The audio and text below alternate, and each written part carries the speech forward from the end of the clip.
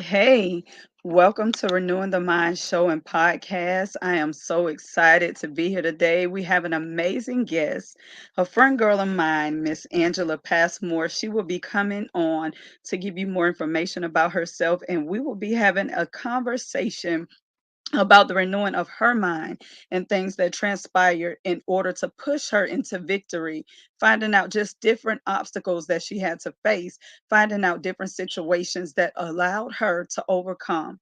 All right, we welcome. How are you, Hey, Miss I'm Passmore? I'm good. How are you? I'm good. It's good to have you.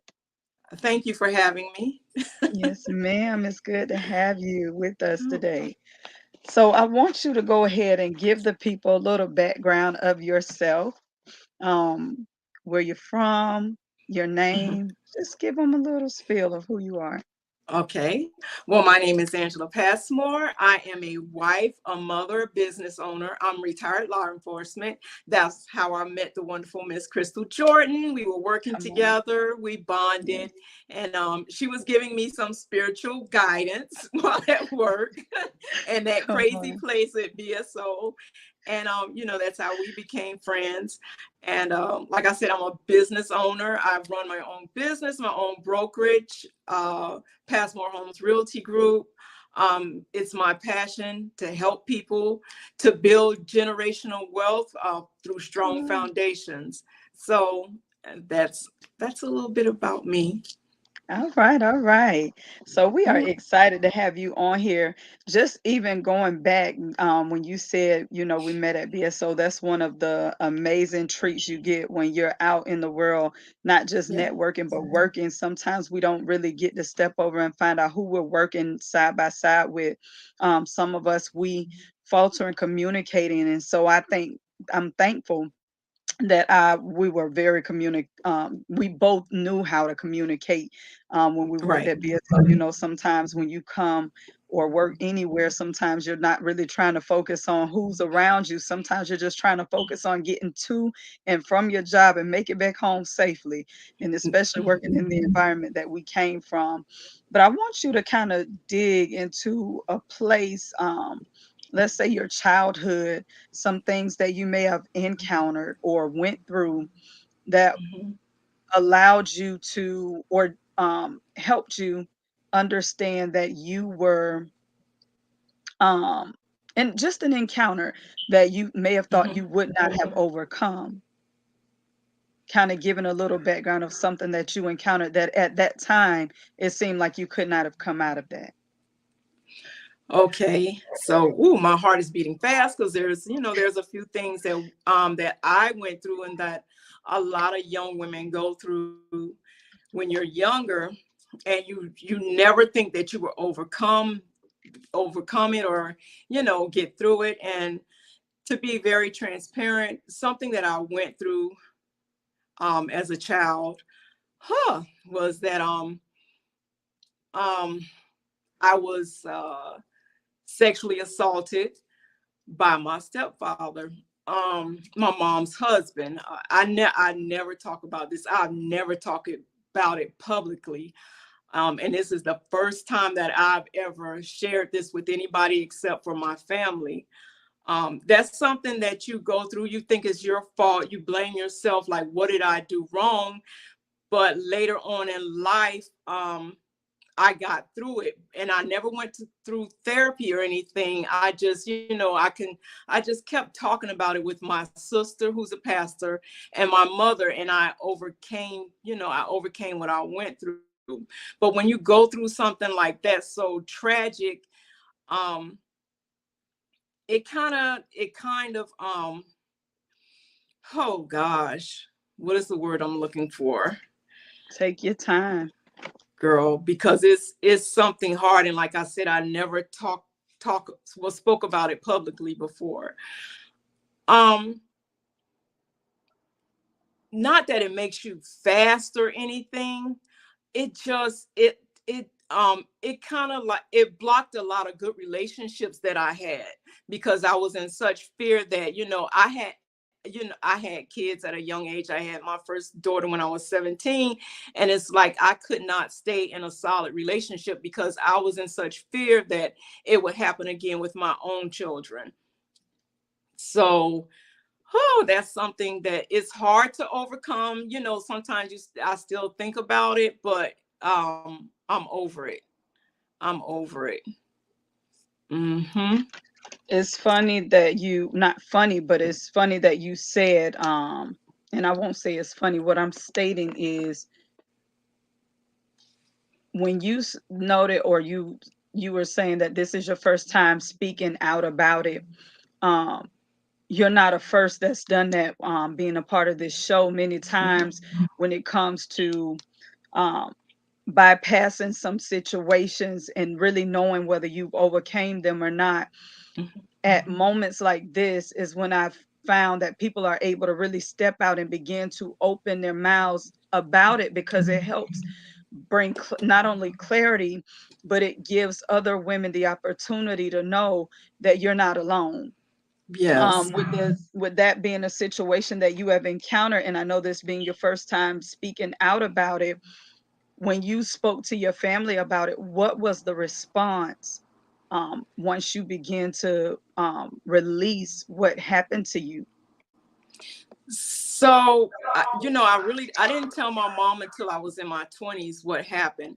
She had already knew what was going on. That's why she left her husband at the time. Hmm. She left him. And I remember, like, and he was very abusive towards her. So she ended up, packing us up. And, we were coming off the school bus. And I remember she's like, get in the car, get in the car. And we just left. So my mom, she found out about what he was doing to me, and she left. She didn't stay. She didn't make up excuses for what he was doing. She knew that she was going to have to start over with two children, and work it out the best way she could. But my mom, she loved us so much, or she loves me. She loved me so much that she left that situation. I I didn't even want think to. I was, like a big part of me was fearful of coming on this show because I was telling my sister, I said, I don't want to spill my business. I don't want to tell my business because it's like it's embarrassing, even though I didn't do anything to deserve it. It's just, and it shouldn't be embarrassing because hmm I did not do anything. I was only 7 years old at the time. hmm This was a grown man who is just a pedophile, and he's still out there to this day. And honestly, I do want to, it's like I want to do something to not get back at him, but he needs, to me, you should never let somebody get away with things because you don't know who they're doing it to now. So I feel that he has gotten away with it. Basically, you're stating you feel like there should have been some type of justice that should have been taking place um, Absolutely. at, Yeah. at that time, because going forward, I do understand, with it being other youth, other young, young kids around, you never know whose home he could have went into after that. And so, yeah, that is Absolutely. definitely one of those moments where it makes you think, like, hold on, did he leave from from causing these actions to take place with me to causing it to happen with somebody else? And so Mm-hmm. that definitely is a true statement. And I do understand when you said, you when you got on here, you were like, hold on, I didn't want to do this show because I don't know if I really want to spill my business. But one of the things that is big to me, and I think many of us, even though we um we have different encounters, and it may seem like you said, um it seems as if, it's embarrassing, but at the same time, it's not your embarrassment to deal with. It's That's definitely not right. something that you could have prevented from happening to yourself because you were innocent in the situation. And I think one of the things us as individuals do, and as well as people around us, because sometimes we think about, well, what will people ask us and how will others feel about those that were involved? Because this happened with me when I started the renewing of the mind. I began to tell my testimony, and that's how I started this show. If you go back and look at our old shows, it's from like 20, I think it was like 2010, I don't know, but it's on the YouTube channel, the first one I started. I Hmm. begin to tell my testimony, and this is um, not to let me just go forward. What I'm saying is this is basically to state that in any case, in scripture says we overcome by the blood of the lamb and the word of our testimony. So what we falter in doing on our own, that healing happens in the midst of us talking about that situation Yes. over and over again, because when we first are allowed to begin to start talking about it, it helps us open up areas that we didn't even know were still um, hindering us from growth, or areas in our spirit man that we didn't still, we didn't know still hurt us in certain Hmm. areas. So I'm thankful that you were able to even open up, because it's definitely somebody else you're helping by even exposing your testimony. Because when you speaking about what you overcome, what others are identifying is, hold on, I'm not alone, and if she can overcome this, then I can also overcome it. And I don't know if you're still, yeah, you're still there. Yeah, And it so, keeps yeah, stopping. praise God. And so, in any case, I'm thankful that you have given us the opportunity to be a place where you're able to open up about it, because it's not only helping somebody else that may listen in to this segment of the renewing of the mind, but it's also going to encourage someone to want to speak up about it, and not hide it or hinder, even if it's a mom watching that it may be occurring in her home, that may be Yes. encountering abuse as well, because your testimony don't only hit home for one story, it's actually helping with somebody that may be abused, as well as somebody that may be getting abused, not only a Yes. child getting abused, but a mother that may be getting abused as well. Going forward, Absolutely. once you begin to tell your story to your family, and I know you said you only told your story to your family, and mom began to take the necessary steps going forward, how has life been, now with you taking certain steps, or with you, I know you're married, but how did your dating life, how was that for you?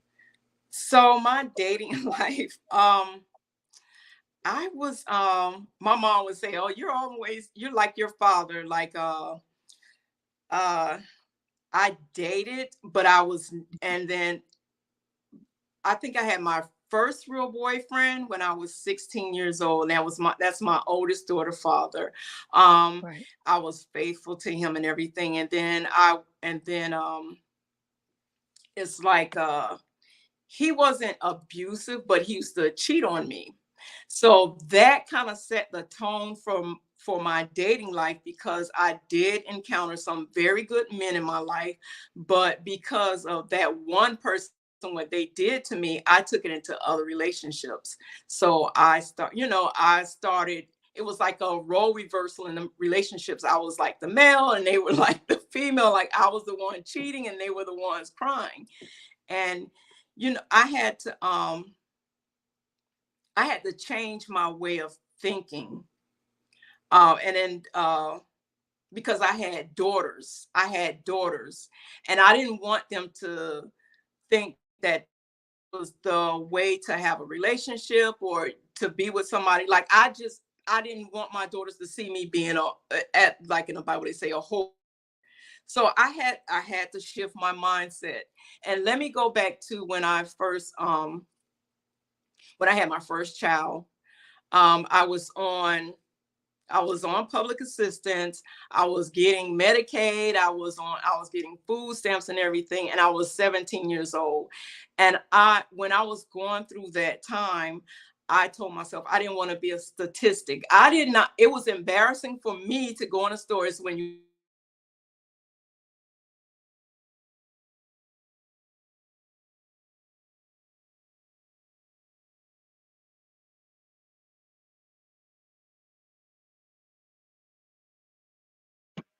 I don't know if you're still there, but you broke, hello. there you go. You Okay. said you would go into the store. I was going into the store. I was 17, 18 years old, just had a baby. I was on WIC.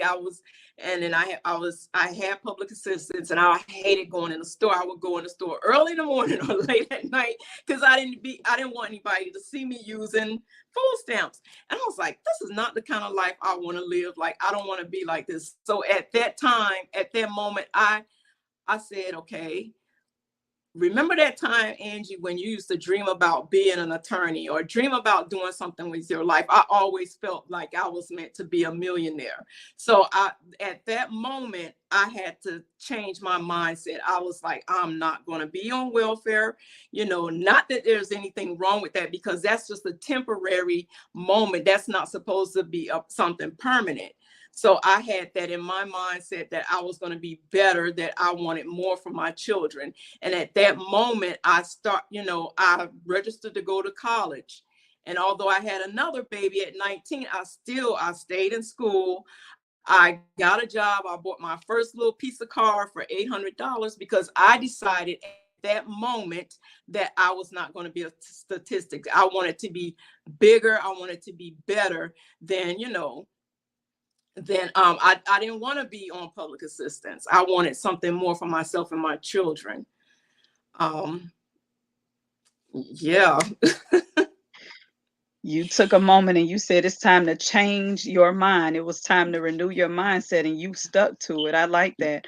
Many Yes. times we go through situations. This is one of the reasons why the renewing the mind is so special to me, because many of us have went through situations where we have settled, or have come to a place in a situation where we either think, okay, am I going to settle for this, or am I going to change this? And we are given the opportunity to, in turn, change the situation. But one of the things that we forget to do is to step out the way and say, you know what, let me change this. Let me figure out what do I need to do next in order Yes. to let me find out what I need to do next in order to go forward. And so, in making that decision, and when you're serious about that decision that you make, you begin to go into a place where you are immovable about what you're saying. You stick to it. You make sure not only to stick to it, but you make sure to get it accomplished no matter what it takes. Can you hear me?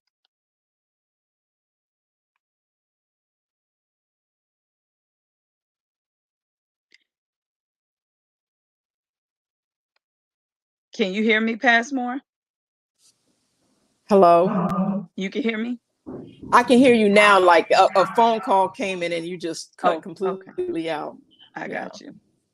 And so, when we're serious about that mind change, that's why, even if you ever remember the old saying, when they say, when you tired of being sick and tired, you are going to Yes. change something, because you begin to make the necessary steps towards, when you get tired of being sick and tired, you begin to make the necessary steps to say, I'm not going to stay here any longer.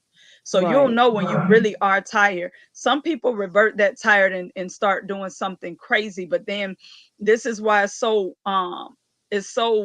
very important that instead of us making a choice that will hinder us, we make a decision of something that we can really grow from, because you can choose and choose wisely and pivot from what was hindering you, or you can choose and choose wrong and cause your situation, like you said, I don't want to be on food stamps, I don't want to be on welfare, Yeah. because that's something that's really supposed to get you to the next stage. It's really Exactly. there as a stepping stone. And so I'm not downing or putting anyone down, but I definitely am saying that we're supposed to use that in order for it to get us to the next level, to say, okay, now I can get off this system, because it's really put there as a system to hold us back, It instead of definitely for us is. to be able to push forward and come up out of it. And Mm-hmm. so I do understand, like, because being an entrepreneur is not always easy either, but definitely when you mean something, you have to go after and go after it wholeheartedly. But I want to go somewhere with this conversation, because you said that when you were dating your children's father, and you begin to you had girls, you had daughters, and so you were setting an example for them. You begin to identify and notice that, hold on, my daughters are watching me, What do I need to do that's different in order to shift this thing? Because I'm making an example that my daughters need to be the man and hurt men. That's not what Mm-hmm. I want. What began to take place after you notice, hold on, this is not what I want. I don't want to do that. So I remember um after my baby girl, my third child, I was 26 years old, and me and her father, we broke up. And I was like, and I just remember praying to God. I was like, God, I remember driving home from BSO, and I was like, Lord, I want something bigger. I want something better. I want somebody who's going to love my children. I want a marriage. I want a steady relationship. And and then I was married to myself for a while. I had to learn to fall in love with me before I can fall in love with a man. And that's when I was going through a year of just like loving myself, just dating myself, going out by myself and eating dinner by myself. And once that started, when I was doing that, I started to notice a change about myself and who I was attracting, who and what type of men that were drawn to me. And I remember meeting a man who's now my husband. We've been married for 17 years, and he was everything that I had prayed for. So sometimes you can't go out there rushing and looking for somebody. You got to wait for them to come to you. You got to change yourself, change your mindset, change the way you think, create different patterns in your life. You have to.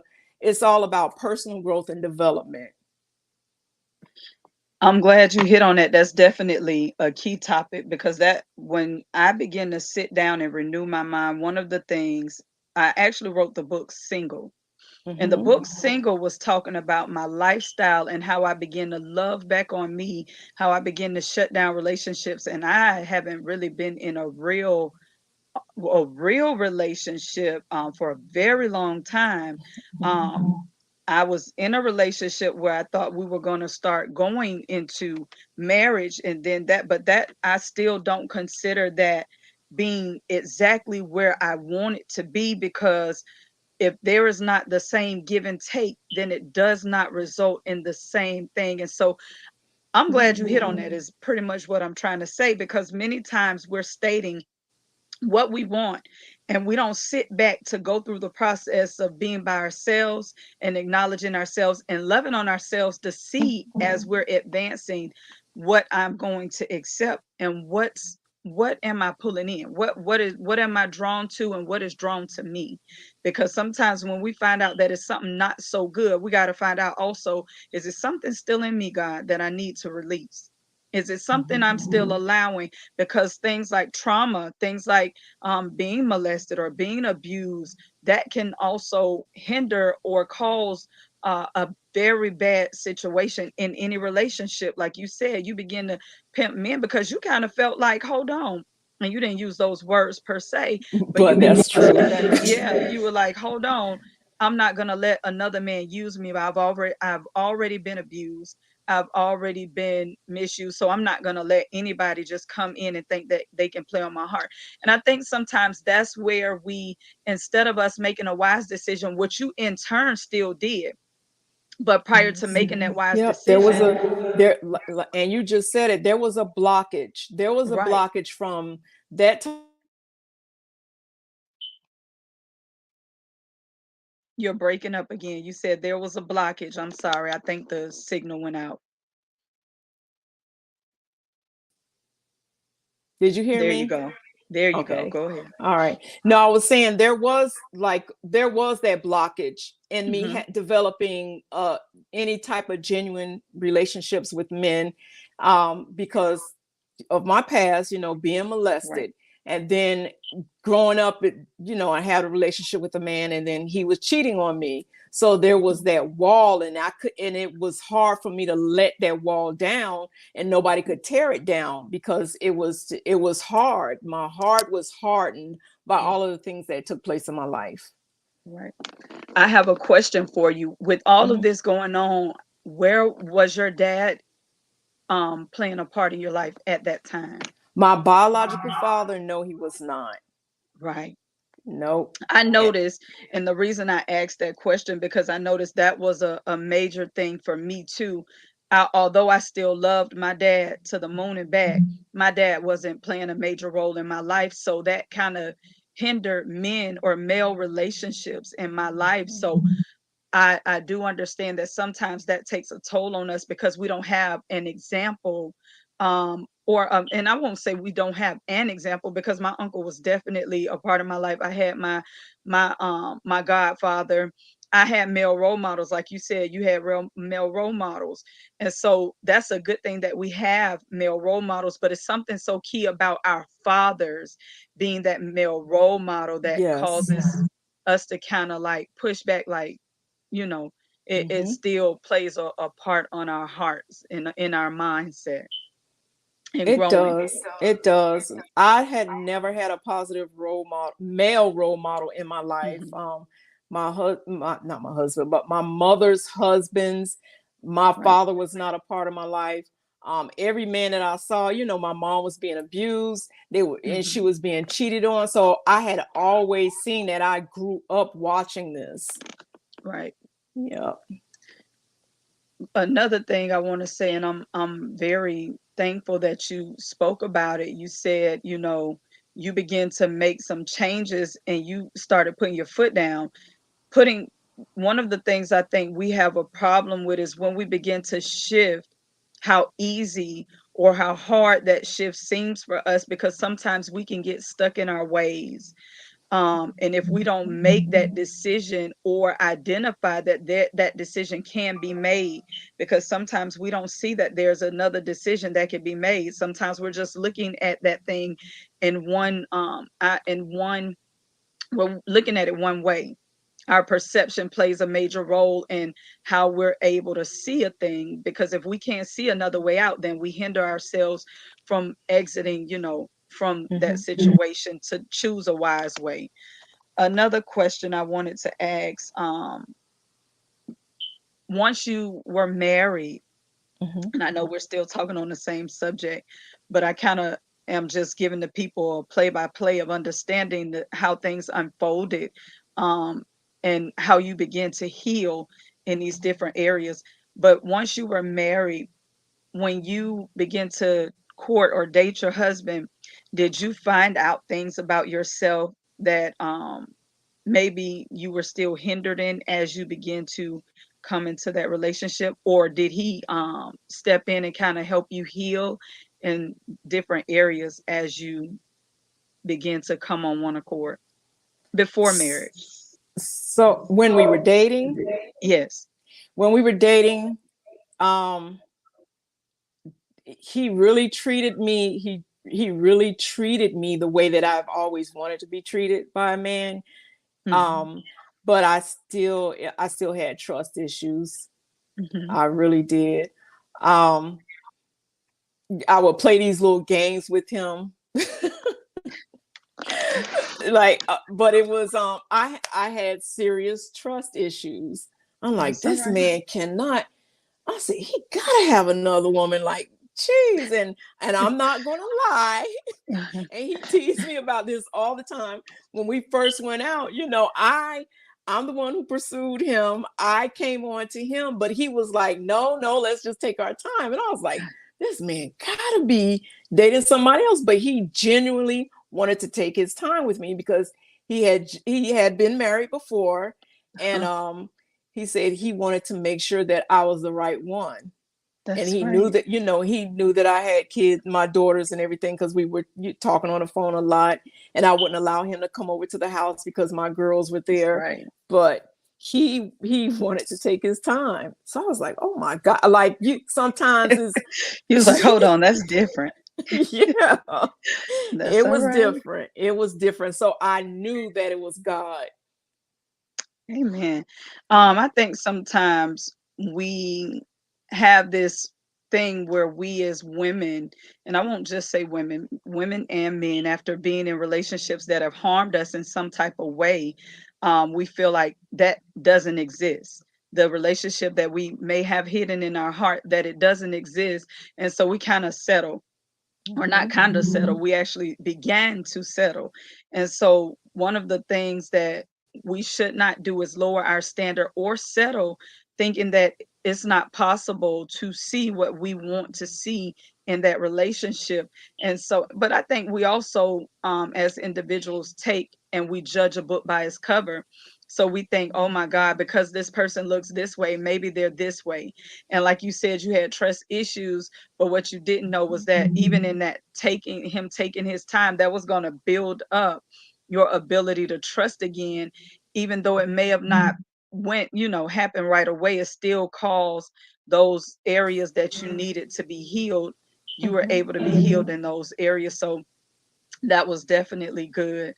Another question or another thing I would say is, um, the eye opener that I love about what you just said was you had your daughters at the house and you wouldn't allow him to come over. Right. Many of us in this day and time, I won't say us, but many women have allowed men to come to their houses in advance without getting to know a man. And that's what also, and I believe that that also is what helped you make sure your daughters were covered. And that was just also another form of you being able to be a protector for your girls because of your situation. Many times we forget that as we're dating or courting, however you want to put it, that we should be cautious of our children. And that would also be a preventative measure of making sure that whoever comes around them, you know them well enough to, well, you still don't know anyone well enough, but you know their movements and how they respond to certain situations, that you won't miss certain things Right. that could alert you that they may not be capable to be around your children. I love that you stated that you waited before you brought your husband around your children, because many times we don't do that. We just bring the kids around and we expect everybody to bond. And that's not an easy process when you're bringing somebody into your life. You want to actually keep your relationship until you know that it's something that's going to lead somewhere away from your children before advancing. How did you advance further? Going into your marriage, from a relationship to a marriage, um, and then presenting that before your daughters. So my daughters, it was like 6 months before they really met him. And then he started coming over and everything. And then before we dated for like a year, Hmm. and it happened so fast that I ended up selling my house and moving into his house with my kids. They like, wait a minute, you just met this man. I'm like, no, y'all just really met him. But Right, I could tell during the brief period when we were dating and I still had my home, he would come around and everything. And I really felt comfortable with him being around them. I right. really, like I will watch him just to see if he will watch them walk out the room, like Little it's things. yeah, just Hmm. little things like that. And he didn't, and the way he interacted with them is like I would want a father to interact with me. That's Like right. I That's just right. I just observed all of that. Like, okay, that's how I would want my dad to talk to me. That's how I would want my dad to approach me. He never Hmm. inappropriately touched them or anything like that. He was just a good he was and still is an overall good father, provider. I saw how he treated his children, so I That's felt good. very safe. I had to feel safe. That's Yeah. good. That's good. That you said that, because safety really matters in any relationship. Because if you're not safe, if you don't feel covered, I think a lot of us as women should feel covered. We should feel protected. And in Mm-hmm. some cases we're not. We're not. We don't feel safe, or we don't feel covered, and we don't feel protected. Anytime we feel that way, we should begin to self-assess as well as reassess a situation, so that we don't stay in that place to actually allow someone to stay in our comfort zone, or in our home, or in our vicinity, because that hinders us from actually knowing that we can do something and go further with it. I have about two more questions for you, and then I'm going to let Oh, you go. But I want to ask, this, when it came time to renew your mind. Oh, no, let me back that up. Mhm. When you were meeting these certain steps or coming into these moments when it was time to transition into moving into the home with your husband, when it came time to getting the girl, how do you think it happened so fast that you didn't have the opportunity to kind of doubt your moves, or you think that you had gotten into that place? So it did happen kind of fast because, like I said, we were dating for a year. And Mhm. I knew in my mind, if I waited, because I was independent, I had a good career, I had my own home. I knew if I move this man into my home, then anything he say is gonna make me mad. I'm be ready to kick him out. Like, I was very independent, and that's how I've always been since I was young. Right. So I had to let down my guard and surrender Mhm. myself to him. And then even when I moved in with him, I'm like, oh my God, like it was such a change. Okay, I'm living with somebody Mhm. now, you know, I can't kick them out my house, but he could kick me out of his house. But Right. um it was a huge change because I think I was 34, 35 at the time. I was 35 because we got married when I was 36. I was 35 at the time, and like I said, I was very independent. So I had to adjust to some of his ways. Like, okay, it's not Mhm. all about you, Angie. You're in a That's right. relationship now. You got to share things with the person. You got to be submissive to a person. You got to, Mhm. you got to let this person, he's a man, you got to let him have control. And Mhm. even though I had always been in some type of relationship, this is the first time that I allowed a man to have total control. Like, I had to give up my independence. And that Mhm. sometimes, as even now today, women are so strong and try to be so tough mentally. Sometimes you have to Yes. surrender and let a man be a man. Mhm. That's And good. that's what I had to do. I had to give up some of my independence because, he's him, I'm me. We're coming together as one. So, and we That's want to right. build something together. So yeah, women, sometimes you have to let down your guard. If you feel That's that this good. man is truly for you and you really love him and you want to share a life with him, you have to give up some of that independence. That's good that you say that, because I think many people forget when you leave, it's time to cleave. You two become one, so Yes.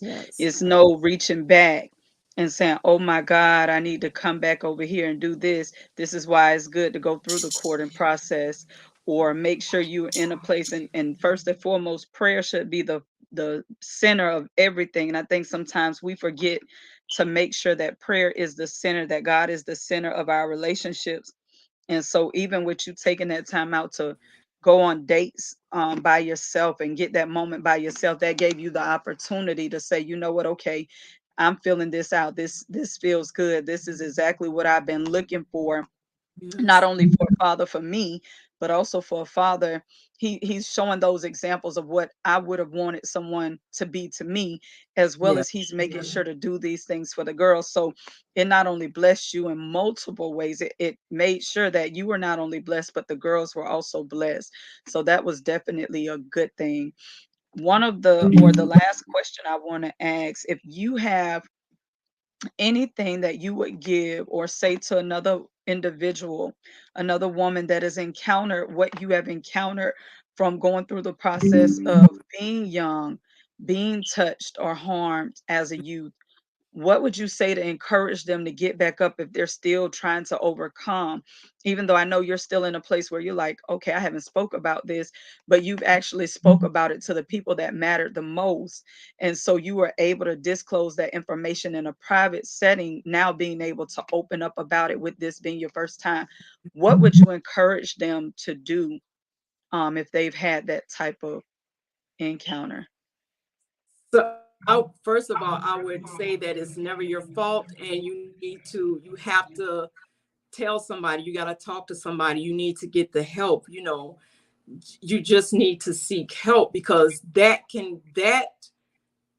the action of somebody else, that, and it wasn't your fault, can keep you in bondage. Mhm, It can mhm, it can stop you from loving somebody. It can stop you from loving yourself.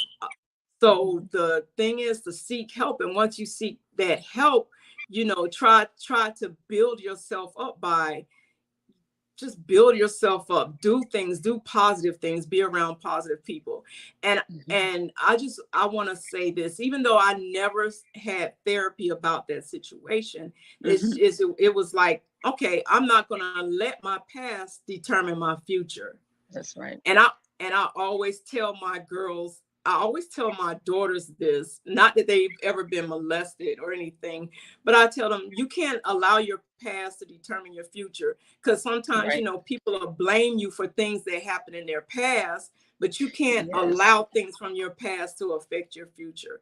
And I'm a Mhm, tough cookie, mhm. and Come on. I just say, you get up and you dust yourself off, and away, you don't want to hurt, try not to hurt other people along the Right. way.